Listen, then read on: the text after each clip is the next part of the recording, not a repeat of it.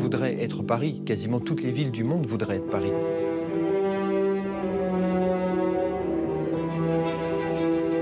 Berlin a adopté un parti diamétralement opposé à Paris, et puis alors autrement plus moderne. L'une des plus anciennes capitales du continent européen et l'une des plus récentes. Paris et Berlin se sont affrontées. Elles se sont réconciliées, se sont influencées et ont écrit ensemble une histoire tumultueuse.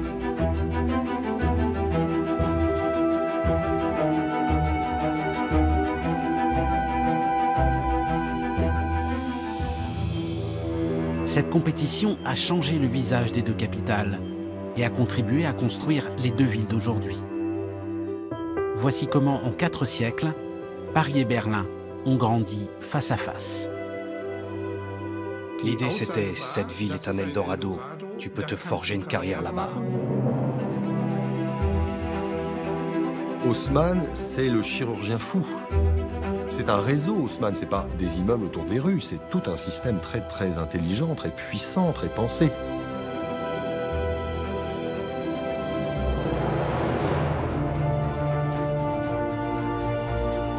Berlin, en 1940, c'est la ville la plus dense dans le monde.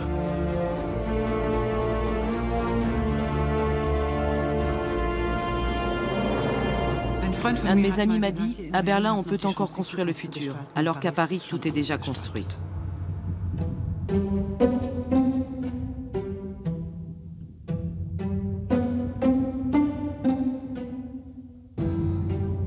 Nationalisme français contre impérialisme prussien. La rivalité ne cesse de croître entre Paris et Berlin. Avec Eugène Haussmann et James Obrecht, les deux capitales sont en pleine métamorphose. Paris a changé de visage, avec le percement de plusieurs dizaines de grandes avenues. Au même moment, Berlin devient une capitale industrielle et s'apprête à surpasser Paris. Avec Bismarck et Napoléon III, les deux villes sont désormais à la veille d'un nouvel affrontement.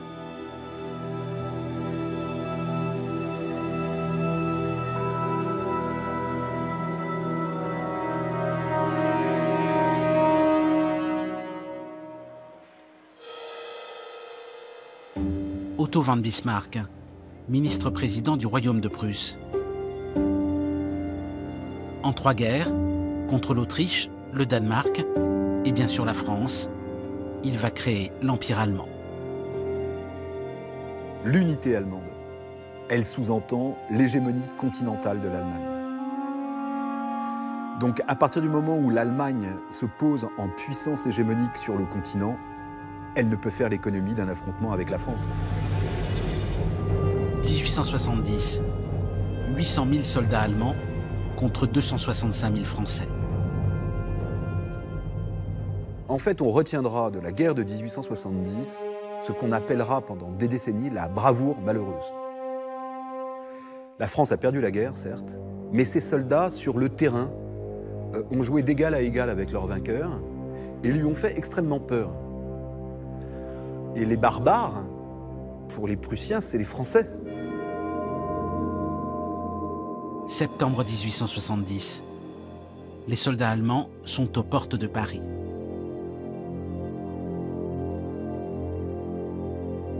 Et ils ont un allié de poids dans le siège qui commence. Alfred Krupp et ses redoutables canons, présentés à Paris quelques années plus tôt, lors de l'exposition universelle de 1867. L'enceinte construite en 1840 autour de Paris, à l'initiative d'Adolphe Thiers, n'a donc aucune efficacité. Positionnés à l'extérieur, les canons d'Alfred Krupp pilonnent la ville, au rythme de 2 obus par minute. Ils peuvent atteindre des cibles situées à plus de 2 km. En à peine 6 mois, l'Allemagne a écrasé la France.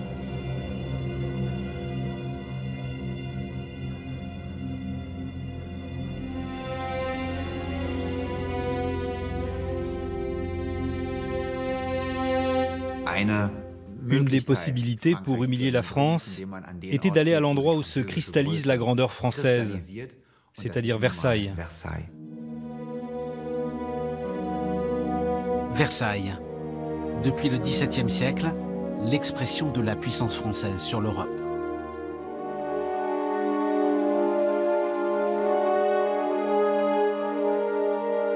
Les plafonds de la Galerie des Glaces racontent en effet les conquêtes de Louis XIV en direction des provinces du Saint-Empire romain germanique, des territoires qui, pour la plupart, font partie de la Nouvelle-Allemagne. C'est ici que naît l'Empire allemand, avant même la signature de l'armistice avec la France. Il est proclamé en présence de Bismarck, le stratège qui l'a rendu possible, de l'empereur Guillaume Ier et de son fils et successeur, Frédéric III. La référence à Louis XIV est volontaire. C'en est fini du Saint-Empire romain germanique morcelé et donc impuissant à lutter contre l'hégémonisme continental français. L'Empire allemand revient sur certaines des conquêtes de Louis XIV, à l'est de la frontière française.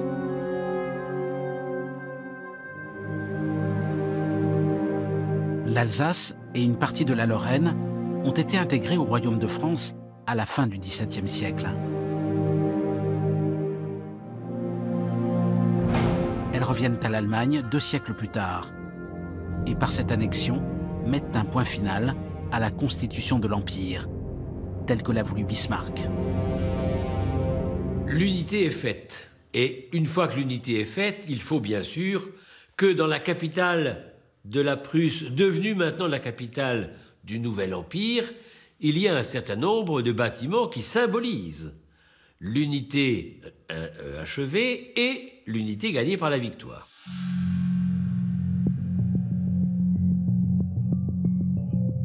Le monument le plus important, inauguré en 1873, c'est la colonne de la Victoire. Une colonne qui a la forme d'une colonne ionique, avec des cannelures, et à l'intérieur de ces cannelures, on a mis des canons pris aux Danois, aux Autrichiens et aux Français.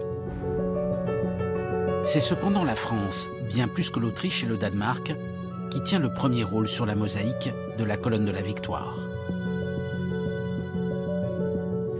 La colonne de la Victoire célèbre la guerre remportée sur les Français et fait le lien avec la fondation de l'Empire allemand. La figure de Napoléon incarne le conflit entre Berlin et Paris. Napoléon qui a occupé la Prusse et les autres royaumes allemands à peine 60 ans auparavant. Au début, on voit la Germanie défaite, la Germanie qui doit se soumettre à l'empereur, l'aigle. Mais on voit aussi le petit Guillaume Ier, futur roi de Prusse et empereur allemand.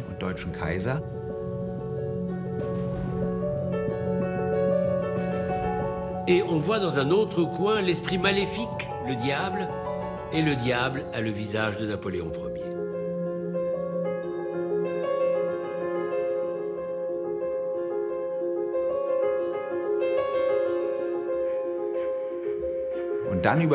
Ensuite, à travers plusieurs scènes, comme les guerres de libération, la guerre de 1871 et finalement la fondation de l'Empire dans la Galerie des Glaces à Versailles, on illustre ce renversement de la défaite à la victoire.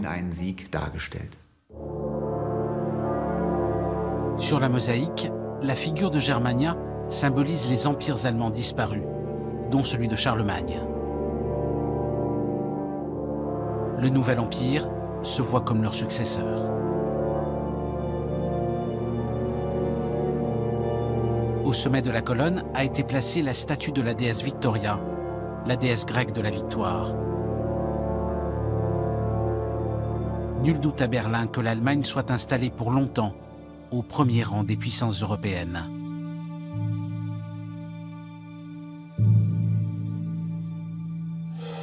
D'autant que Paris connaît immédiatement après la défaite la guerre civile.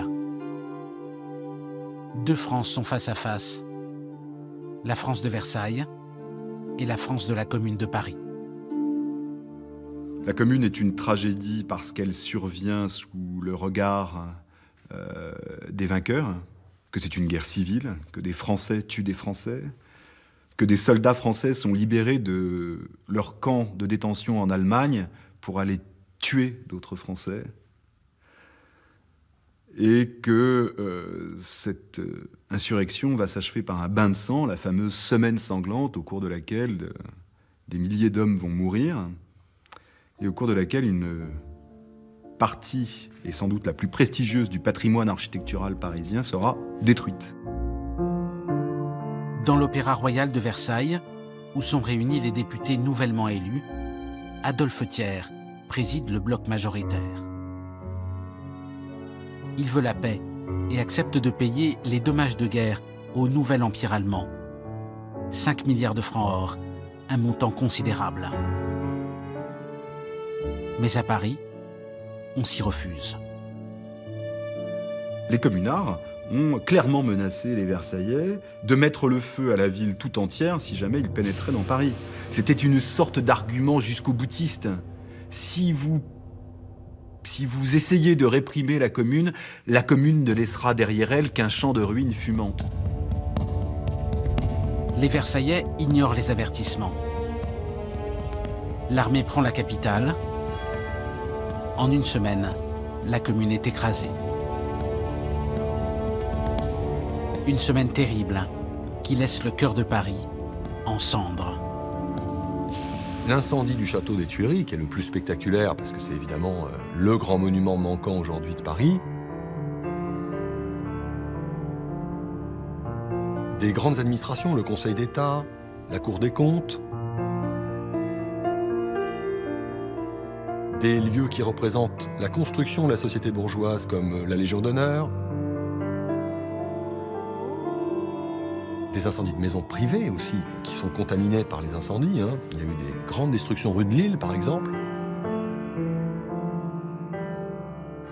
Et puis une chose à laquelle peut-être on pense moins, c'est que tous ces monuments incendiés n'étaient pas vides. Incendie de la bibliothèque de l'Hôtel de Ville, 200 000 ouvrages brûlés avec des manuscrits. Incendie des archives, archives de la ville de Paris avec toute la mémoire du peuple de Paris qui est brûlée, ce sont les registres de l'état civil. Et nous n'en avons plus que des copies par bribes en réalité. Et donc la commune anéantit aussi la mémoire des pauvres, la mémoire du peuple. L'Hôtel de Ville, un palais Renaissance construit au XVIe siècle.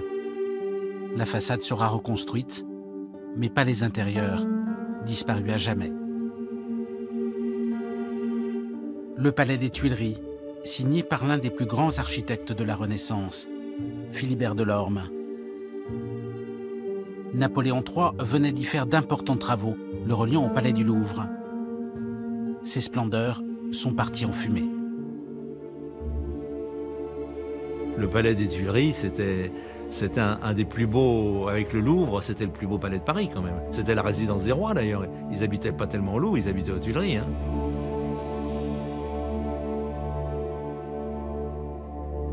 On n'a jamais détruit pour des raisons politiques autant d'immeubles qu'en mai 71. Hein. Beaucoup plus que sous la Révolution, sans commune mesure.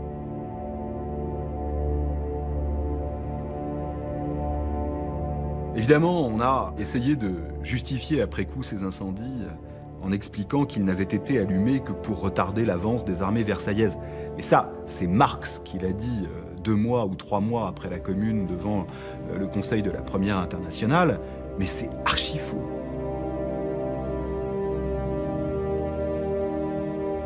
Il y a vraiment une destruction très impressionnante, très brève, très violente, qui a stupéfait l'Europe entière. Hein, parce que l'Europe, elle était venue voir cette ville au moment des expositions universelles. Toute l'Europe a défilé à Paris en 1855, en 1867, pour voir la ville lumière, la plus belle ville du monde. Et puis tout d'un coup, on ouvre son journal et on découvre que ces fous de Français sont en train de détruire leur propre capitale. Et ça va frapper les esprits. Ça va aussi engendrer, c'est peu connu, mais un tourisme des ruines. Hein. L'agence Thomas Cook va organiser des voyages à Paris pour que les Anglais viennent voir Paris détruit par son propre peuple. Une défaite militaire, une révolution avortée, Paris est à genoux.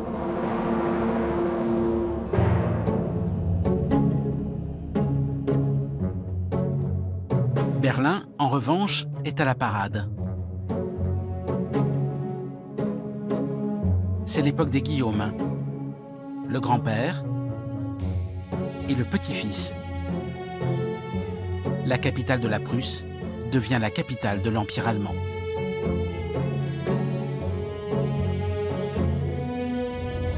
Guillaume II, il aimait bien se déguiser. Il changeait plusieurs fois dans la journée ses costumes. Et il déguisait ses bâtiments aussi. Et pourquoi? Pour légitimer, bien sûr, son pouvoir. Ce qu'a construit Karl Friedrich Schinkel, 50 ans plus tôt, est jugé trop austère et pas assez spectaculaire. Sa petite cathédrale est donc remplacée par un dôme monumental, à la mesure de la nouvelle puissance de l'Empire allemand. Et peu importe qu'il ne soit pas à l'échelle du Lustgarten, le parc central de Berlin. Peu importe que le grand architecte ait imaginé un espace équilibré avec le vieux château, le nouveau musée et une cathédrale aux proportions modestes. Le nouveau dôme règle en effet la question d'une vieille compétition. Il mesure 115 mètres de haut, contre 101 mètres pour le dôme des Invalides, à Paris. Paris qui est désormais l'étalon pour tout ce qu'entreprend la capitale de l'Empire allemand. L'île des musées a ainsi pour ambition de surpasser le musée du Louvre. On y aménage pas moins de 5 musées. 3 existent déjà, 2 autres seront construits. Les conservateurs des musées de Berlin ont passé des sortes de contrats avec les grandes familles riches en leur disant on peut vous conseiller pour acheter des tableaux et pour acheter des statues, mais en contrepartie, vous allez nous donner un petit peu d'argent pour que nous aussi on puisse en acheter. Et donc il s'est créé à Berlin un milieu artistique extraordinairement ouvert, cosmopolite, qui était très sensible aux nouvelles formes artistiques qui se développaient, et en particulier à cette nouvelle école qui avait du mal à s'affirmer en France, qui était l'école de l'impressionnisme. Les premiers tableaux impressionnistes achetés par des musées publics ont été achetés par des musées de Berlin. La rivalité avec Paris pousse la capitale allemande à faire mieux, et surtout plus grand.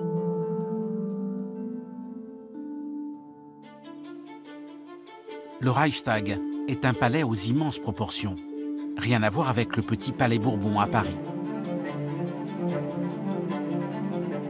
Et puis Bismarck, qui connaît bien la capitale française, où il a été ambassadeur, lance le Kurfürstendamm, la nouvelle avenue prestigieuse de l'ouest de Berlin.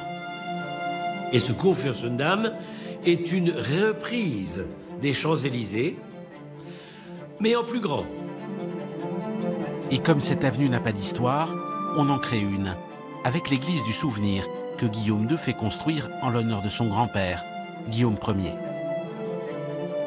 Le style néo-roman renvoie à l'époque de Charlemagne, l'époque du Premier Empire germanique.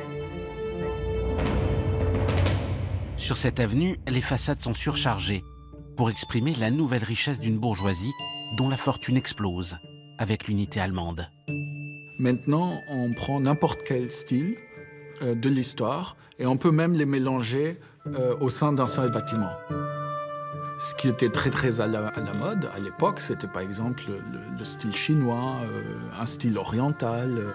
C'est vraiment la bourgeoisie qui veut exprimer son nouveau statut dans la société à travers cette ornementation des façades et aussi des intérieurs. Berlin, qui était jusqu'ici une ville pauvre, industrieuse, et dont la culture était austère, découvre les plaisirs du luxe.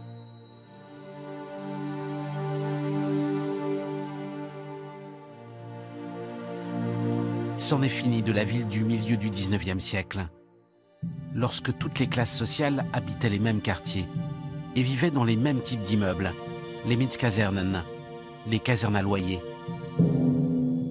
La grande bourgeoisie s'éloigne du centre-ville, d'abord dans les immeubles luxueux de Charlottenburg, puis dans la banlieue verdoyante de Grunewald, à l'ouest de la ville, où s'installent les plus fortunés, qui fuient les nuisances de la ville industrielle.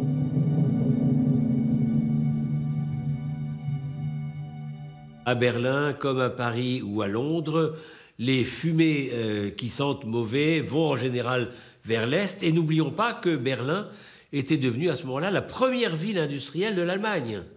Il y avait énormément d'industries lourdes à Berlin. La sidérurgie, par exemple, était autant représentée à Berlin que dans la Ruhr à ce moment-là. Grunwald, c'est le paradis aux portes de la grande ville industrielle. Ici, la vie est plus douce.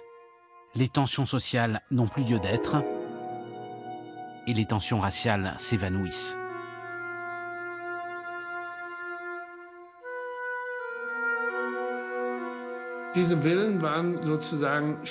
C'était comme des petites villes homogènes pour un groupe très sélect des habitants de Berlin.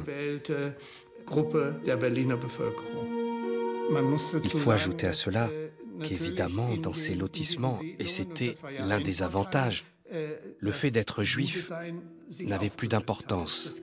Ça n'existait plus. Un vaste espace de liberté où chacun construit sa maison à sa manière, selon ses propres envies et en référence à l'époque qui lui convient. D'immenses résidences voient le jour, et le mouvement s'étend en quelques décennies autour de Wannsee, encore plus loin vers l'ouest. Wannsee, où s'installent les plus riches, suscitant toutes les convoitises de ceux qui n'ont pas la chance de pouvoir quitter, alors, le centre de la grande ville industrielle.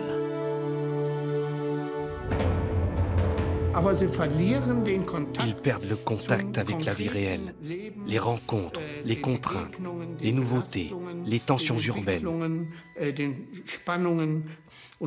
cette séparation de la ville entre riches et moins riches a eu des conséquences politiques considérables. Finalement, c'est la lutte des classes incarnée dans la construction.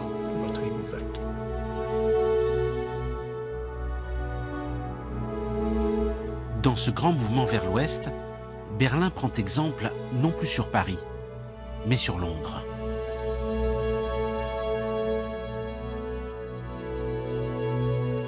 Car Paris, à cette époque, suit le mouvement inverse. La classe bourgeoise, au lieu de quitter la capitale, réinvestit le cœur de la ville. Ni la guerre de 70, ni la Commune de Paris n'ont interrompu ce grand mouvement. Au contraire, 4 ans à peine après la défaite, Paris inaugure en grande pompe son nouvel opéra. Les dommages de guerre ont été payés intégralement à l'Allemagne l'année précédente. La France s'est remise de la tragédie de 1870 avec une étonnante facilité. C'est dire la santé de la France, c'est que ces dommages de guerre de 5 milliards de francs or, elle s'en acquitte avant la date fixée. Et donc c'est pourquoi Thiers est considéré par l'histoire comme le sauveur du territoire. C'est pour ça qu'il y a 93 rues en France qui portent le nom d'Adolphe Thiers. C'est parce qu'Adolphe Thiers débarrasse le territoire français des Allemands plutôt que prévu en s'acquittant de cette somme monstrueuse. La France est un pays riche, dynamique, qui va de l'avant et qui a une confiance, mais une confiance aveugle dans l'avenir. L'Opéra Garnier, dont la construction a été décidée sous Napoléon III, sera le temple de la nouvelle bourgeoisie de la Troisième République. L'un après l'autre, les stigmates de la guerre civile au cœur de Paris sont effacés. La quasi-totalité des grands bâtiments incendiés pendant la Commune sont reconstruits, souvent à l'identique, en moins de 10 années. L'Hôtel de Ville, la Cour des Comptes, la Chancellerie de la Légion d'honneur, la rue de Lille, le ministère des Finances, tout est remis à neuf. À l'exception du Palais des Tuileries.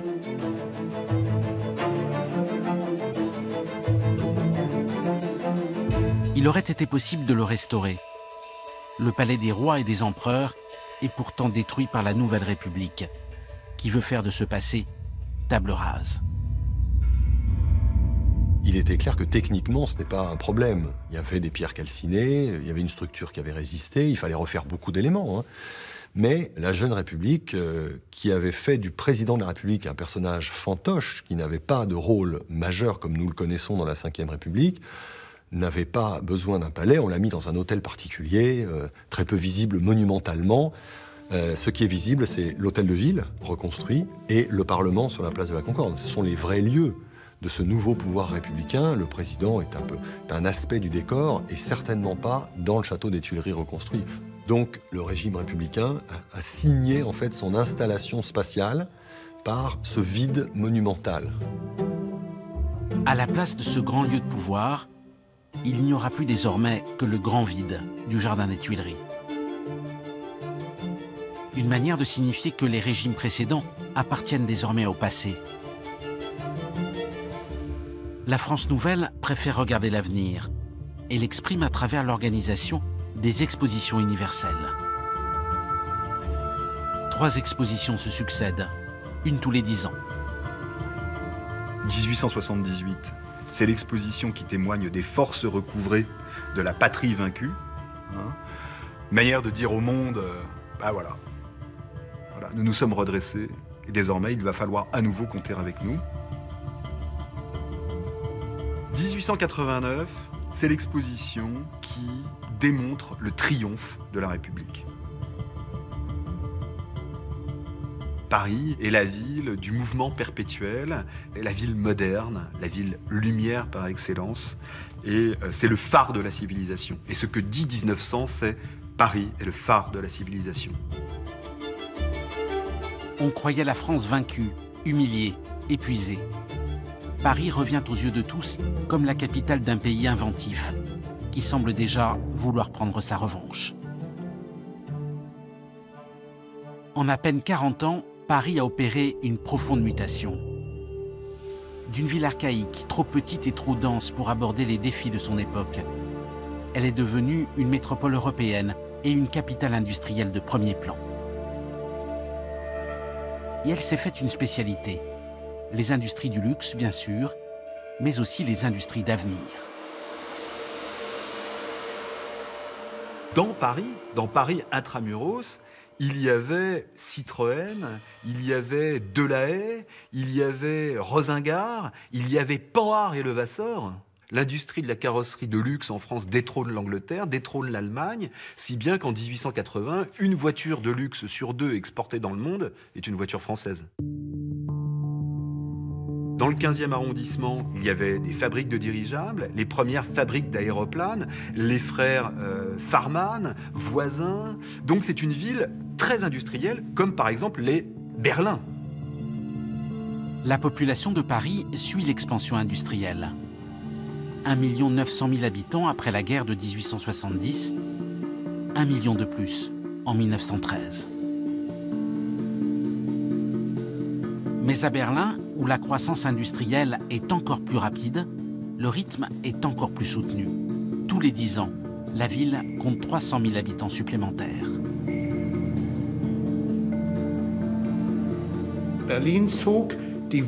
Berlin attirait les immigrants.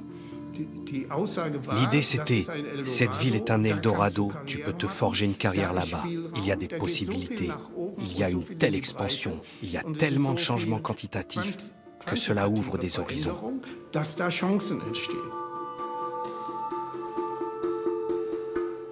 Après avoir brillé dans la construction ferroviaire et la sidérurgie, Berlin se lance dans les années 1880 dans 2 secteurs d'avenir, la chimie et l'électricité. C'est sur la place des Gendarmes que l'on teste pour la première fois l'éclairage public électrique. Le point de départ d'une formidable aventure.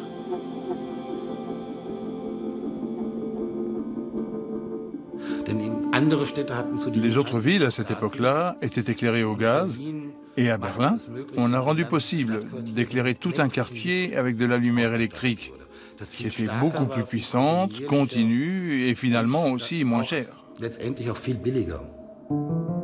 Werner von Siemens, l'inventeur de la dynamo, a choisi Berlin pour développer son activité.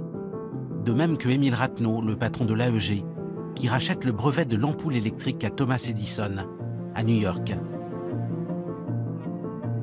Berlin doit à ces deux hommes son nouveau surnom, Electropolis.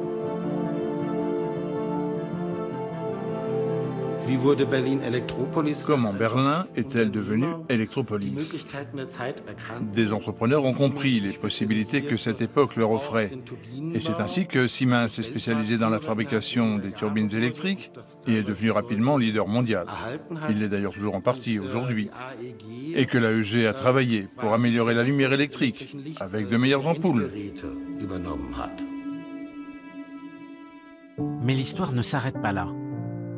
Car avec la construction de cette usine de turbines électriques, propriété de l'AEG, se produit une autre révolution.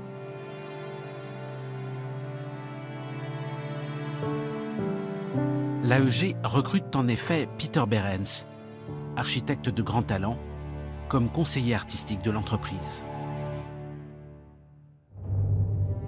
Et le coup d'essai de Behrens est un coup de maître. Il bâtit l'usine vedette de l'entreprise électrique, la halle des turbines. Une usine dont il fait un temple de verre et de métal. Jamais jusqu'ici, une architecture antique n'avait été utilisée de cette façon pour un bâtiment industriel.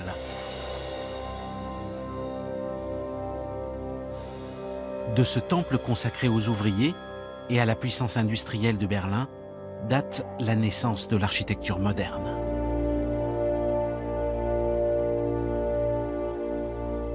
Et ce n'est pas tout, puisque Peter Behrens ne s'occupe pas seulement d'architecture. Il dessine également le sigle de l'AEG, en forme de nid d'abeille. Et il est chargé d'imaginer le design de tous les produits de l'entreprise.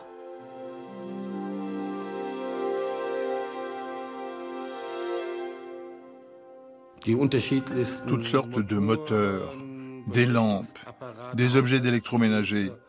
Tout cela a été soumis à une ligne de design cohérente, inventée par Behrens.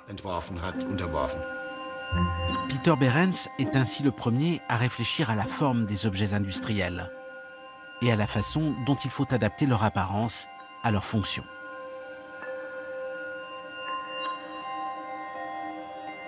À ma connaissance, c'était le premier designer industriel qui a défini l'identité d'une société à part entière. Le bureau de Peter Behrens, au moment de la construction de la halle des turbines, est une équipe exceptionnelle. Parmi ses collaborateurs figurent 3 futurs géants de l'architecture du XXe siècle. Walter Gropius, le jeune Le Corbusier, qui fait un stage de quelques mois à Berlin, ainsi que Mies van der Rohe. On a souvent dit que le bureau de Peter Behrens, avant la Première Guerre mondiale, était un laboratoire de la modernité. À l'occasion de la construction de la halle des turbines, Mies van der Rohe réalise d'ailleurs la première façade de verre, une innovation révolutionnaire qui va changer le visage des villes modernes. Il appliquera ainsi ce procédé au gratte-ciel de verre, dont il dessinera bientôt le prototype et qu'il construira plus tard, une fois installé aux États-Unis. Bien avant la Première Guerre mondiale, à Berlin, sont donc nés l'architecture moderne et le design industriel, qui feront bientôt la réputation de l'Allemagne tout entière. Tout le contraire de Paris, où les portes du XXe siècle vont s'ouvrir avec bien plus de difficultés.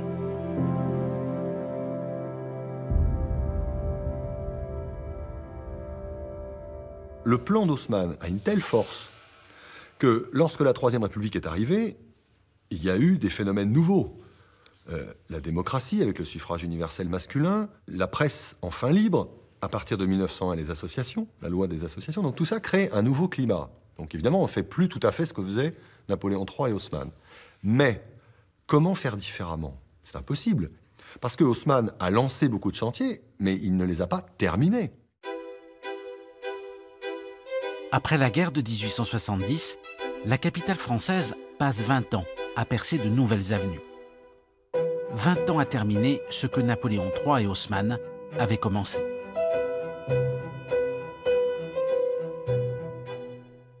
Et puis un jour, un grain de sable vient gripper cette formidable mécanique. Un grain de sable sans lequel un magnifique quartier aurait disparu.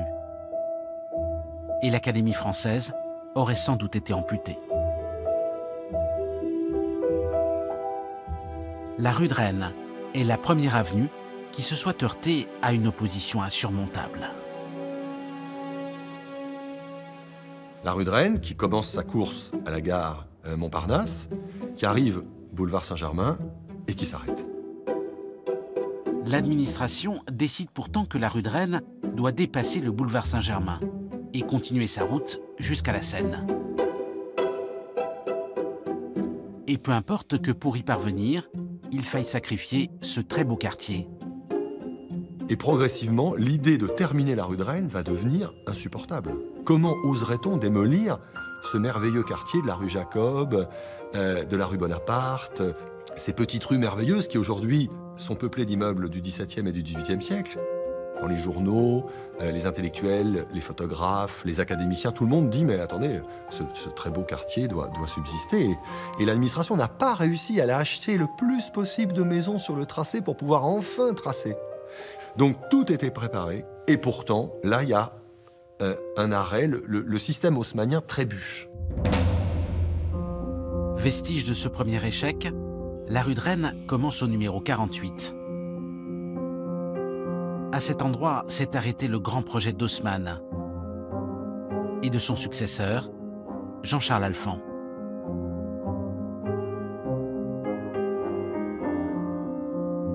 Quand Alphand quitte ses fonctions de directeur des travaux de la ville, c'est en 1891, et c'est assez intéressant parce que 1891, c'est l'année de la mort d'Haussmann, mais c'est aussi l'année durant laquelle meurt Alphand. C'est l'année de la fin, c'est le clap de fin.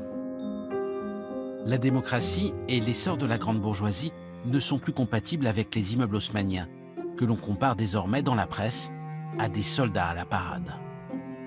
Haussmann, dans les années 1890, est très critiqué pour son caporalisme esthétique. Donc il y a cette idée d'uniformité qui a fait dire aux critiques que c'était des immeubles casernes. Et alors la ville va petit à petit lâcher du lest et donner tolérance sur tolérance. Tolérance de faire des beaux windows en saillie, tolérance de faire des tourelles d'angle plus haut, tolérance de se reculer par rapport à l'alignement. Certes, c'est plus du tout un ordre urbain à l'ancienne.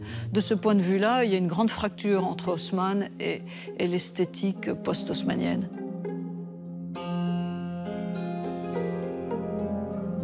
Au fond, il y a un grand rêve aristocratique qui se diffuse dans cette société bourgeoise.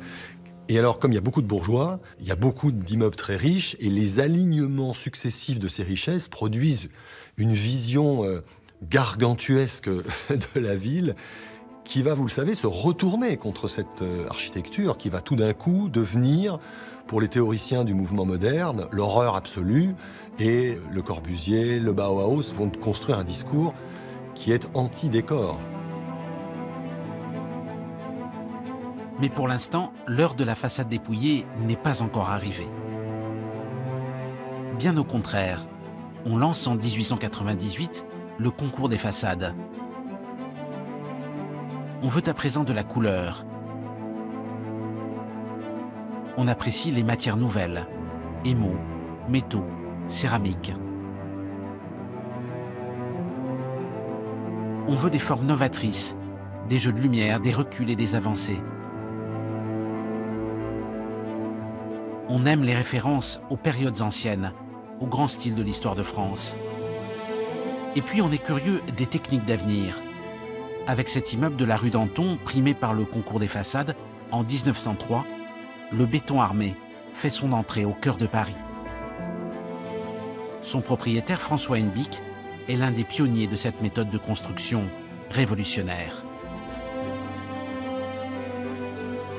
tout est en béton, la façade est en béton, le décor est en béton, la structure, ça va de soi, les escaliers sont en béton, les cloisons sont en béton. Il a voulu montrer qu'on pouvait faire en béton quelque chose d'aussi décoré qu'un immeuble en pierre de taille.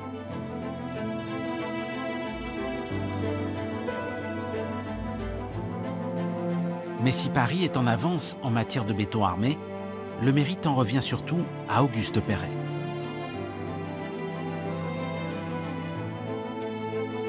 En plein Paris, il l'utilise pour la construction d'un théâtre aux formes totalement ouvertes. Des formes qui offrent aux spectateurs une bien plus grande liberté.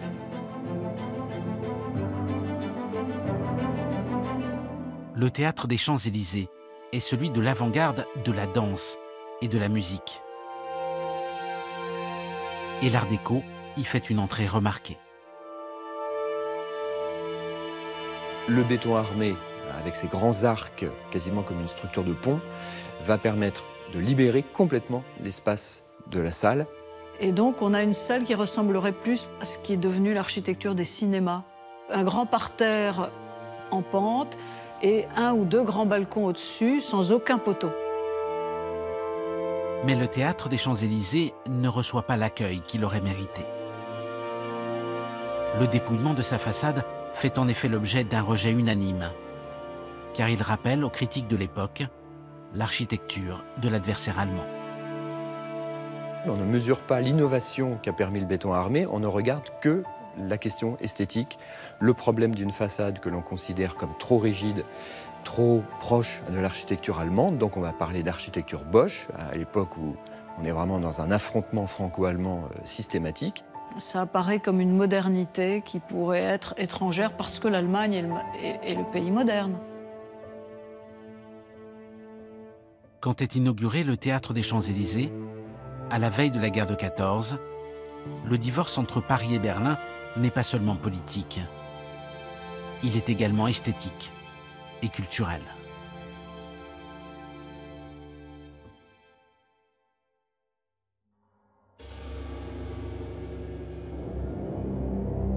Ensuite, ce sont 4 longues années de sang et de ténèbres, au terme desquelles le jeu de miroir recommence entre les 2 capitales.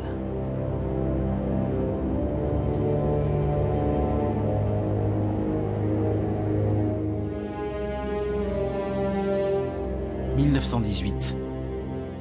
C'est à nouveau Versailles qui est convoqué pour célébrer la victoire de l'un et sanctionner la défaite de l'autre.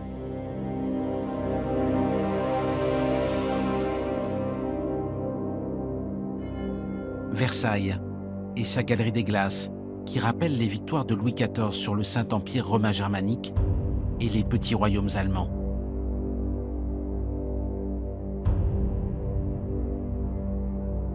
Versailles et le souvenir de l'humiliation de 1871, quand fut proclamé ici même l'Empire allemand sur les décombres de l'Empire français.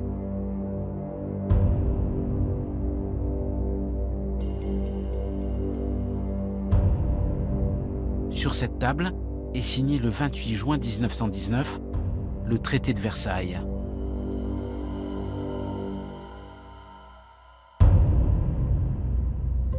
L'Allemagne doit payer des dommages de guerre d'un montant considérable, 130 milliards de francs or. Et le pays perd 15% de son territoire, dont l'Alsace et une partie de la Lorraine, qui retournent à la France.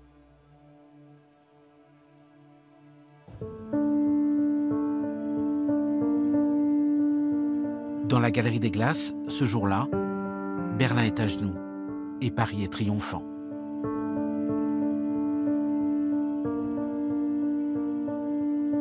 Alors que commence l'après-guerre, la question sociale est une fois encore au cœur de toutes les préoccupations, d'autant que partout en Europe grondent les sirènes de la Révolution.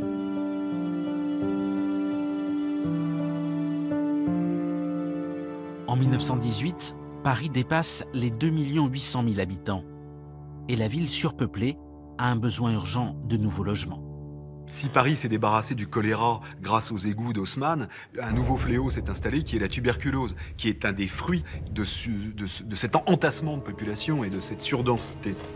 Ce qui importe, c'est de loger ce monde ouvrier extrêmement présent dans Paris, extrêmement présent intramuros. Pour y parvenir, Paris a une chance inespérée. La fameuse enceinte de 1840, édifiée pour protéger la capitale du péril prussien, et qui occupe une surface considérable. Donc c'est un anneau qui fait sur son bord extérieur plus de 36 km sur une profondeur de 350 mètres à peu près. Je ne sais pas si vous imaginez la réserve foncière que ça constitue. Cette enceinte a démontré dès la guerre de 1870 sa totale inefficacité. Et sitôt la paix revenue, le principe de sa destruction a été décidé. On avait envisagé à l'époque l'installation de promenades arborées tout à fait dans le goût de Alphand. Nous avions un grand poumon annulaire et qui était bordé de stades d'athlétisme, de stades de football, de piscines, de promenades. Tout ça entrecoupé de casinos et de clubs pour les messieurs extrêmement distingués. Bon, en 1920, il n'est plus du tout question de cette espèce d'Arcadie bourgeoise. C'est terminé. Donc très vite, naît l'idée d'une ceinture de logements ouvriers, d'un programme généreux de logements ouvriers, modernes, salubres. Il y aurait eu un immense parc annulaire tout autour de Paris. C'est ça le projet. Des logements sociaux et un immense parc. Mais à l'endroit où ce parc doit être aménagé, au pied de l'enceinte, se trouve un immense bidonville qui occupe la zone dite non edificendi. Toute construction y est en théorie interdite, ce qui n'a pas empêché les habitations de fortune d'y proliférer. 70 000 Parisiens sont installés à cet endroit en 1919. Zoné, zonard, c'est la zone. Tout ça, c'est hérité de la zone non edificandi, qui donc s'était bondée de toute une pagaille de demeures précaires, construite en dépit du bon sens et surtout au mépris de tous les règlements d'urbanisme. Cette zone, donc, qui avait attiré toute une population de démunis. Les chiffonniers, par exemple, qui sillonnaient la capitale, allaient déballer leur maigre butin sur les talus des fortifs, ou mieux, dans la zone. Et c'est pour ça que les puces de Paris sont installées en périphérie aux portes de Clignancourt, de Montreuil et de Vanves. Ça n'était jamais rien que le déballage des chiffonniers qui, ayant trié les ordures de la ville, ramassaient leur butin et le transportaient au-delà des limites de la ville parce qu'il n'était pas question que la bourgeoisie puisse voir ainsi étaler les rebuts de son activité et de son existence. Pour réaliser ce grand parc autour de Paris, il faut expulser les zoniers. Trop cher et trop complexe, le projet est remis à plus tard. Le logement ouvrier sera donc bâti sur la seule emprise des fortifications. Ainsi naissent les HBM, les habitations à bon marché. Vous avez les immeubles flambant neufs qui ont été construits sur l'emprise des bastions, et puis au pied de ces immeubles flambant neufs, des roulottes, des abris de tôle et de carton. Ça donne un paysage urbain tout à fait extraordinaire. Personne ne voulait habiter là, sauf ceux qui étaient obligés. Parce que vous avez le bidonville à vos pieds. Sur l'ancien chemin de ronde des fortifications sont aménagés les boulevards des Maréchaux, une avenue qui fait le tour de Paris. Avenue sur laquelle sont construits des immeubles dont le parement en briques rouges va marquer le paysage des faubourgs de la capitale. 20 000 logements sont ainsi réalisés au cours des années 1920. Les gens sont venus petit à petit parce que la crise du logement est très très forte à l'époque. Mais d'un point de vue d'une saine opération d'urbanisme, eh bien c'est reconnu comme un échec immédiatement. Le Corbusier dit 33 km de honte, il y en a même qui parleront de bave. On a une sorte de dégoût pour cette architecture massive. On considère que c'est la grande occasion ratée. On avait fait d'ailleurs en plus des partenariats publics-privés qui donnaient tous les risques au public, tous les bénéfices au privé. Et donc cette opération de la ceinture a été très mal reçue dès le début. En renonçant à s'attaquer aux problèmes de la zone et en choisissant un modèle de logement ouvrier sans réelle ambition, Paris perd une bataille décisive. alors même que Berlin, capitale d'un pays ruiné par la guerre, s'apprête à tourner une nouvelle page de son histoire. Berlin qui va en effet changer d'échelle, en associant ses quartiers ouvriers et industriels aux nombreuses villes de banlieue, parmi lesquelles figurent les plus riches communes d'Allemagne, comme Charlottenburg, Grunwald et Wannsee.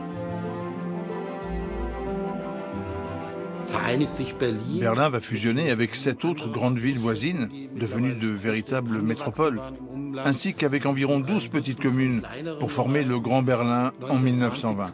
Et le modèle, c'est New York.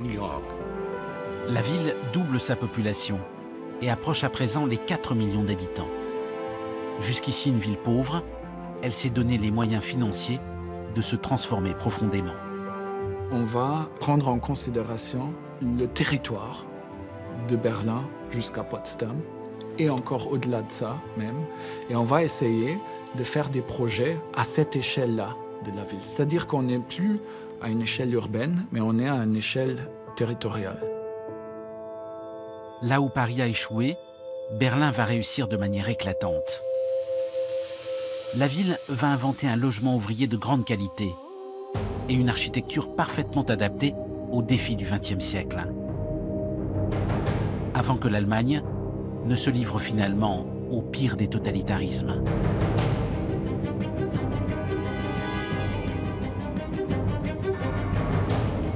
La compétition entre Berlin et Paris va bientôt tourner à la folie. Entre les deux capitales, ce sera alors une question de vie ou de mort.